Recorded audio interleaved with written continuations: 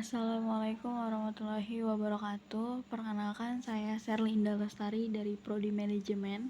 Video ini untuk memenuhi tugas mata kuliah Perilaku Organisasi dengan dosen pengampu Pak Syukri Hamdi SEMM. Perilaku keorganisasian. Perilaku keorganisasian adalah suatu disiplin ilmu yang mempelajari tentang perilaku, tingkat individu, dan tingkat kelompok dalam suatu organisasi, serta dampaknya terhadap kinerja, baik kinerja individual, kelompok, maupun organisasi. Perilaku keorganisasian juga dikenal sebagai studi tentang organisasi. Studi ini adalah sebuah bidang telah akademik khusus yang mempelajari organisasi dengan memanfaatkan metode-metode dari ekonomi, sosiologi, ilmu politik, antropologi, dan psikologi. Disiplin-disiplin lain yang terkait dengan studi ini adalah studi tentang sumber daya manusia dan psikologi industri. Sejarah.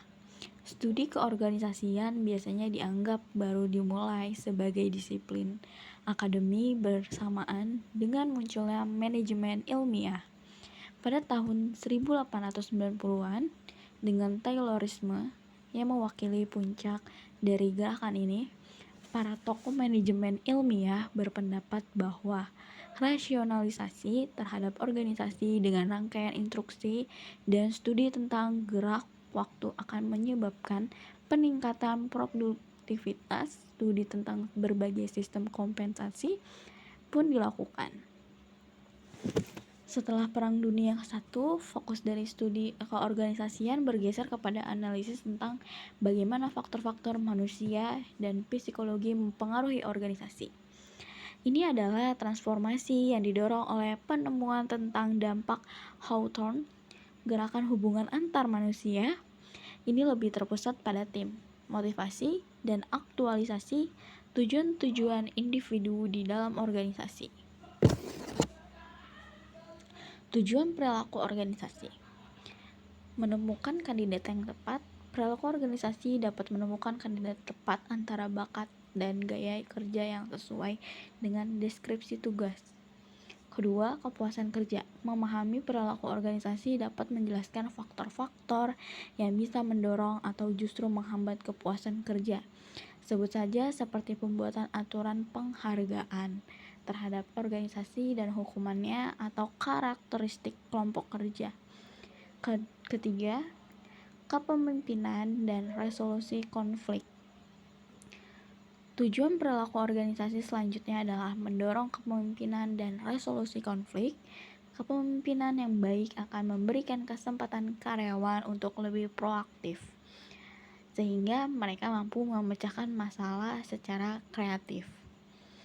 Keempat, mengetahui potensi karyawan. Perilaku organisasi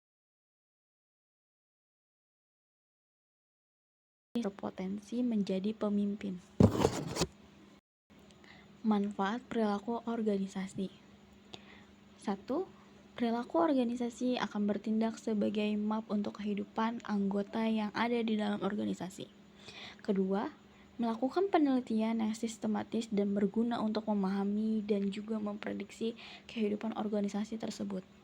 Ketiga, perilaku organisasi akan membantu setiap individu dalam memahami perilaku mereka sendiri dan juga orang lain yang berada di dalam organisasi, sehingga bisa meningkatkan hubungan interpersonal antar setiap individu yang berada di dalam organisasi tersebut. Membantu setiap manajer untuk bisa memahami dan juga mempengaruhi lingkungan dan juga kejadian ataupun masalah yang ada pada organisasinya. Kelima, analisa sangat membantu dalam hal memberikan motivasi pada karyawan dan juga mempertahankan mereka di dalam organisasi.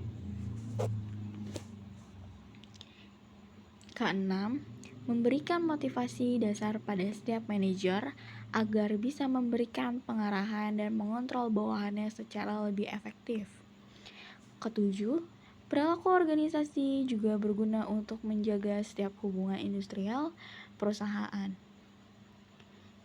Kedelapan, jika berbagai prinsip manajemen bisa diterapkan secara efektif di dalam organisasi, maka akan sangat membantu dalam hal memberikan motivasi pada karyawan dan juga mempertahankan mereka di dalam organisasi.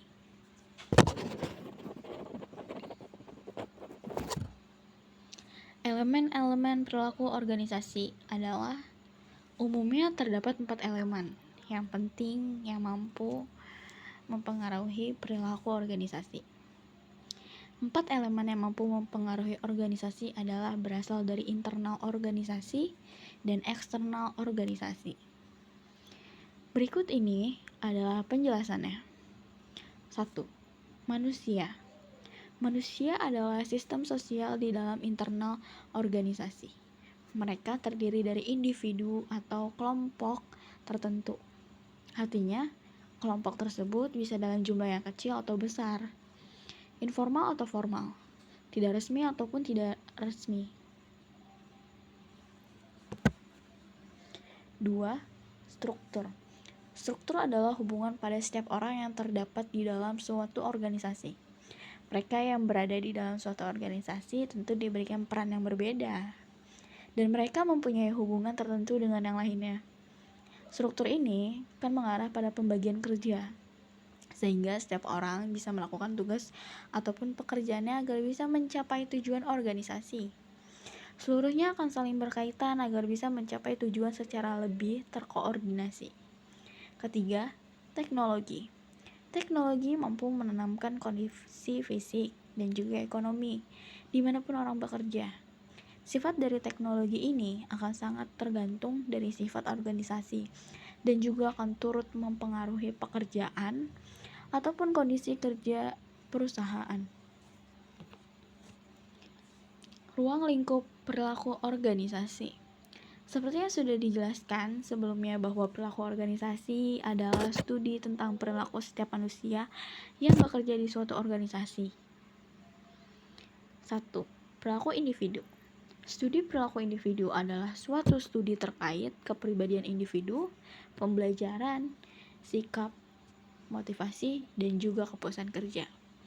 Kedua, perilaku antar individu adalah suatu studi yang dilakukan dengan adanya komunikasi antara setiap karyawan di antara mereka sendiri dan bawahan mereka. Memahami kualitas dari kepemimpinan orang, dinamika kelompok, konflik yang terjadi pada kelompok, kekuasaan, dan juga politik. Ketiga, perilaku kelompok. Perilaku kelompok ini akan mempelajari terbentuknya suatu organisasi, struktur organisasi, dan efektivitas organisasi, dan berbagai upaya kelompok yang dilakukan untuk bisa mencapai tujuan organisasi. Perilaku organisasi dalam beberapa jenis pendekatan manajemen. Manajemen tradisional. Tiap individu memiliki perilaku tertentu dalam tiap proses perencanaan, organisasi, pergerakan, dan pengawasan. Tiap kelompok atau unit kerja memiliki karakteristik tertentu dalam berinteraksi di dalam maupun antar kelompok atau unit kerja. Kedua, manajemen berdasarkan sasaran. Tiap individu atau kelompok mempunyai interest tertentu dalam menentukan sasaran kerja tiap unit dan bahkan penentuan sasaran organisasi. Ketiga, manajemen strategis. Tiap individu ataupun kelompok memiliki pandangan yang berbeda dalam menganalisa lingkungan, penentuan visi dan misi, perumusan strategi, implementasi strategi, maupun pengendalian strategi. 4. Manajemen mutu terpadu. Tiap individu atau kelompok memiliki tolak ukur mutu yang berbeda dan memiliki komitmen mutu yang berbeda pula. Perilaku organisasi menjadi semakin penting dalam ekonomi global ketika orang dengan berbagai latar belakang dan nilai budaya harus bekerja bersama-sama secara efektif dan efisien. Namun, bidang ini juga semakin dikritik sebagai suatu bidang studi karena asumsi-asumsi yang etnosentris dan prokapitalis. Perilaku manusia sangat berbeda antara satu dengan lainnya. Perilaku itu sendiri adalah suatu fungsi dari interaksi antara seorang individu dengan lingkungannya. Sekian presentasi dari saya. Wassalamualaikum warahmatullahi wabarakatuh.